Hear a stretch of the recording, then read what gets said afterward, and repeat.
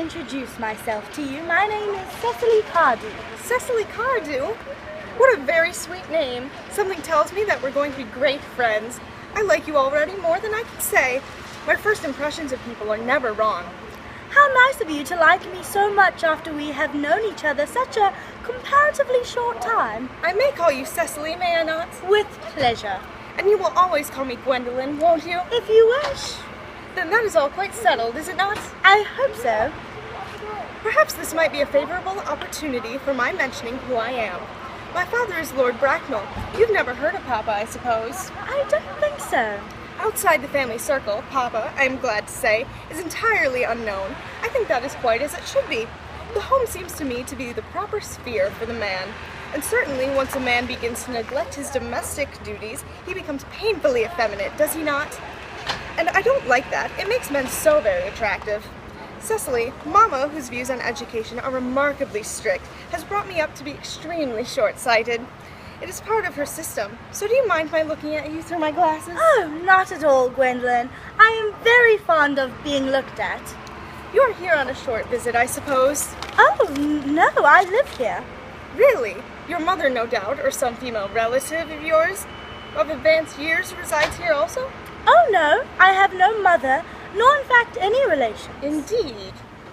My dear guardian, with the assistance of Mrs. Prism, has the odious task of looking after me. Your guardian? Yes, I am Mr. Worthing's ward. Oh, it is strange. He never mentioned to me that he had a ward. How secretive of him. He grows more interesting hourly. I'm not sure, however, that the news inspires me with feelings of unmixed delight.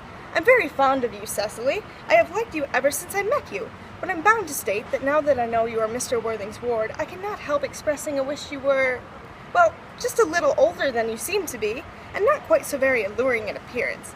In fact, if I may speak candidly. Pray do. I think that whenever one has something unpleasant to say, one should always be quite candid.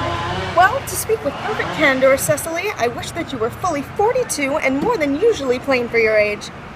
Ernest has a strong, upright nature. He is the very soul of truth and honor. Disloyalty would be as impossible to him as deception. But even men of the noblest possible moral character are extremely susceptible to the influence of the physical charms of others. Modern, no less than ancient history, supplies us with many most painful examples of what I refer to. If it were not so, indeed, history would be quite unreadable. I beg your pardon, Gwendolyn, did you say Ernest? Yes. Oh, but it is not Mr. Ernest Worthing who is my guardian. It is his brother, his elder brother.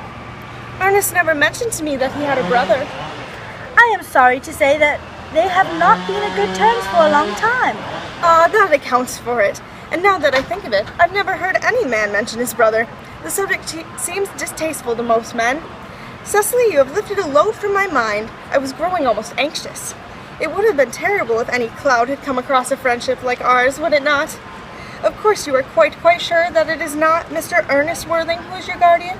Quite sure. In fact, I'm going to be his... I beg your pardon? Dearest Gwendolyn, there's no reason why I should make a secret of it to you. Our little county newspaper is sure to chronicle the fact next week. Mr. Ernest Worthing and I are engaged to be married. My darling Cecily, I think there must be some slight error. Mr. Ernest Worthing is engaged to me. The announcement will appear in the Morning Post on Saturday at the latest. I am afraid you must be under some misconception.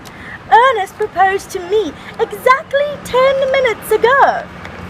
It is certainly very curious, for he asked me to be his wife yesterday afternoon at 5:30. If you would care to verify the incident, pray do so. I never travel without my diary.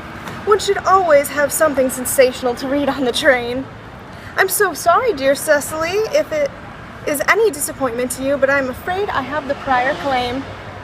It would distress me more than I can tell you, dear Gwendolyn, if it caused you any mental or physical anguish, but I feel bound to point out that since Ernest proposed to you, he clearly has changed his mind. If the poor fellow has been entrapped into any foolish promise, I shall consider it my duty to rescue him at once and with a firm hand.